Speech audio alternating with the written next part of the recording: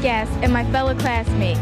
I am Ashley Danielle Mays, and I welcome you to the closing program of College for Teens 2002. For the next 2 minutes, I want you to sit back, relax, while I give you a sample of your teenagers at College for Teens 2010. Somebody once told me the world is going to roll me. All the stuff I got. I ain't the sharpest tool in the shed.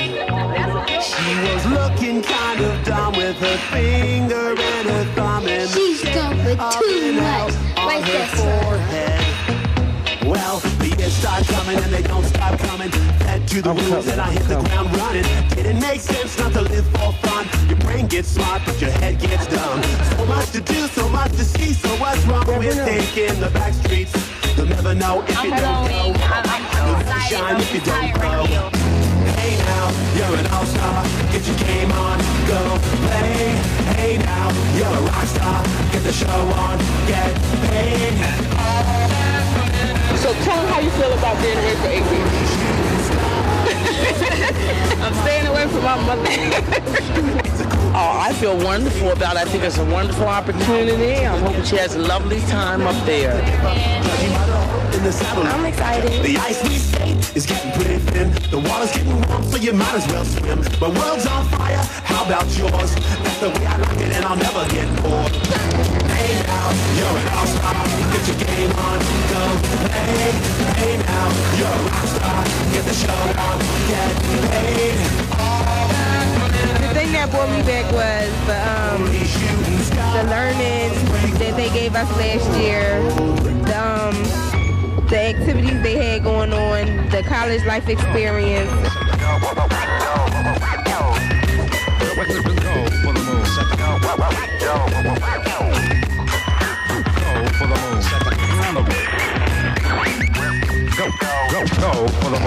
Hey now, you're an all-star. Get your game on, go play.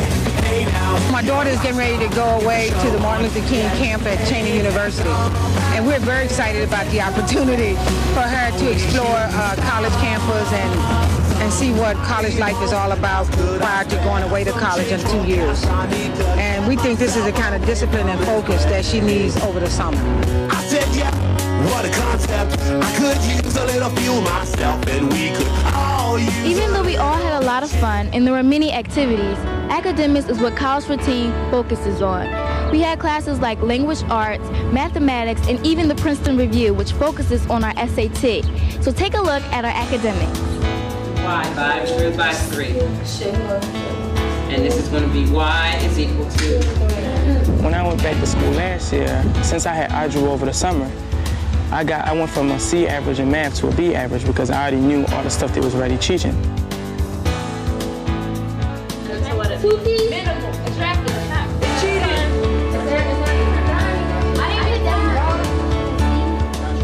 Well, I increased my learning because last year I had a C. Now this year I got a B or higher in math and science. Yeah. At College for Teens last year helped me in especially math because I was really bad in that. But I came up to a B, got all A's and 1 C. C is 2% boys, 3% girls, so if it was together, it's 5% altogether. That's 60 out of 70, that 40 out of 60, that 20 out of 30, that 5 out of 10, that 1 out of 2. That statistic, that baby making, drug selling, money stealing, wife beating, statistic, that majority in poverty where they don't want to be. That 5 out of 10 who's getting killed, that 1 out of 2 who's on a pill, that 40 out of 60 who's in a single parent family, that 20 out of 30 who's where they don't want to be. That statistic, 5 out of 10 blacks are going to jail, 4 out of 8 mamas is posting bail, 20 out of 30 stop going to school and getting a GED. Well, I gotta be a statistic. That 20 out of 30 ain't me. Can I be that 2 out of 10 who go to college? Or that 40 out of 60 who get that high school knowledge? Putting numbers on a person makes it worse. You ain't gonna find everyone in that funeral hearse. There's gonna be some who lose and some who win. Why you gotta put me on that losing end? I'ma graduate and get my degree instead of settling for that GED. I'ma be that money-making, violence-stopping, drug-preventing, school-going statistic. I will be the 60 out of 70 who make it and help the 10 who don't. So I know politics. I've learned it the hard way. Just intelligence and reading and watching everybody else do what they do. See, you watch the white players and you learn. You see? Like Serena's father, and Tiger Woods' father, they watched what those guys did on the golf courses and the tennis courts where they couldn't be. But they taught their kids what they learned there, only they didn't have the stuff inside of them. But we have it. African Americans have it. And we have to teach our children who we are, not gangsters and thugs, but we are the first human beings that God created in place upon Africa, and we built the pyramids, and no other people can understand how we did it without the Silicon Valley. It didn't exist there, you see. But look what we did. So we're great people. And they're trying to make us think we're not. Our children, gangsters, thugs, calling us hoes, bitches. I called it genocidal. You know, genocidal plan to destroy him. But anyhow, that's what I've learned about politics, and I've learned how to elect and not elect. And I try to teach our children that, and we are teaching them. Just like at the hearings today, I called up Philadelphia and I told my COO, bring me down the young girl that went to college for teens this summer. And she increased her SAT scores from 1,100 to 1,400. And I wanted to come. I had in the Senate today. And the Senator Spector said, what's your name? I said, let her speak to you. Let her tell you what happened. And they were all so surprised, and she became the star, you see? Because that's what we've got to do. We've got to show them. We've got to let them know what this is all about, and she's as bright as she can be, you see? Rites of Passage for the Boys and Girls was basically an introduction to manhood and womanhood. We talked about all the issues that teenagers face in their everyday lives. So take a look. Because without libation, we lose sight of the purpose. Without libation, going to a party, wearing my hat backwards, playing ball, getting high becomes important to me. Without libation, disrespecting sisters, going out booty calls, living life with no purpose becomes important to me. So for us, libation is never a negotiable thing. They came to class, and when they came to class, they had enthusiasm. You could see it in them. When they came to each session, as they were organized into different groups, they came wanting knowledge, and they came giving knowledge. So they learned from each other.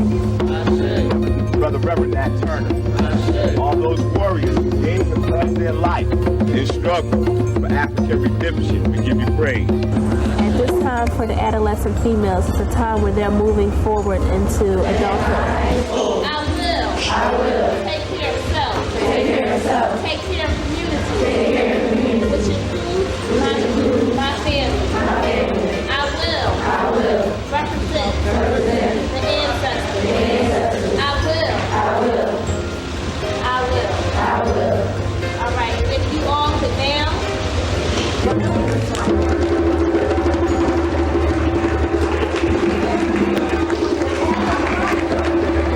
Ashley to come over, and I know she's going to complete her dream, right? You've already conceived it. You already believe it. What's your next step? I'm going to achieve it. That's it. Well, this has been a great day, a glorious day for the Ashleys and everyone else here. And we intend to work with them and make sure that they achieve that dream. Well, the reason why I came here, I need help in math, first of all. The English so far is good. My SATs, because my mom wanted me to at least get over 1,000. If I get 2 more, we took our SAT Monday, I say, and I had 800 before we took it, and my goal was to get 1,000. So that's one of the reasons why I came up here. They're teaching us, like, for the upcoming year, they're teaching us some work for the upcoming year. And when they began our program, they freshened us up, like, warmed us up with some work from the 8th grade. And then they just worked it up onto the 9th grade work that they're going to give us this year when we go to school. As you know, reading is fundamental, and it can even increase your vocabulary. We had a Black Authors book signing where authors came to Cheney University and told us about the books that they wrote. Andrew and I had the opportunity to interview these authors, and our interviews were very good. Well, mine was. It's like, no, I'm just joking. But anyway, take a look.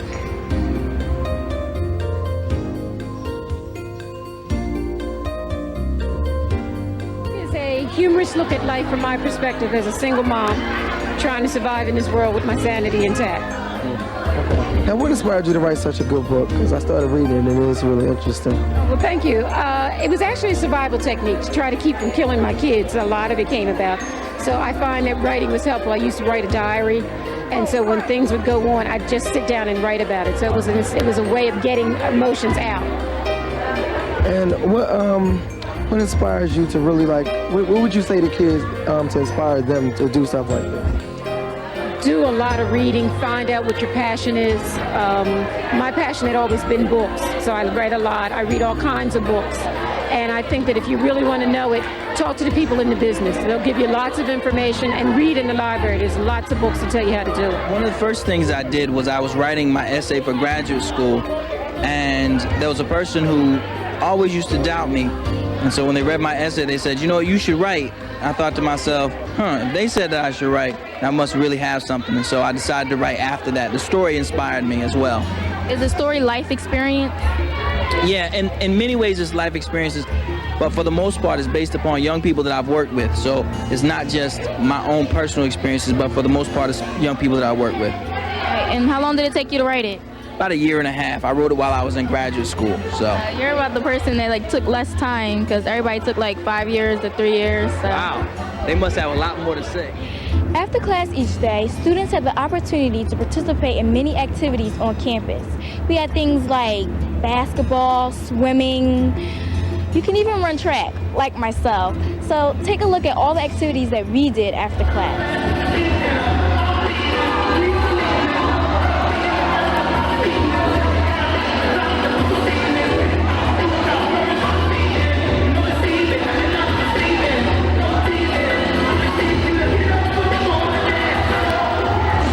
Cheney University is doing, especially through the Office of the Keystone Honors Academy, is alerting students to the fact that if they are students who are studying, who are performing very well at their high schools, that they have the unique opportunity to come to Cheney University as Keystone Scholars. To walk with dignity, because you are the creation of this world, the creators of the world, the doctors, the lawyers, the scientists. What you just saw was a sample of the 8 weeks we spent at Cheney University for College for Teens 2002. If you wish to receive the full version, contact Miss Mitchell today. That means before you leave this building, give her your name, your telephone number, and even where you live if you want to receive the tape. So that means you have to contact Miss Mitchell immediately. Right, Miss Mitchell? Where you at? College for Teens has been a wonderful experience for the students sitting before you today. So parents, teachers, and even my fellow classmates, give yourselves a round of applause. I don't hear anything, that means put your hands together and clap, like an applause. Well, anyway, I'm Ashley Danielle Mays, and remember to keep the dream of Dr. Martin Luther King alive. See you next summer. I know you thought that you couldn't do it, but I know I did. Want to know why? Because I'm a believer. Come on, y'all! Then I saw her face. Ha ha! Now I'm a believer. Listen, not a trace. I'm down in my. I'm going home. I'm in love. I'm a believer. I couldn't believe it. Mom, I made it. College for Teens. Thank you. Have a nice day. This is Jatari reporting live from Cheney University.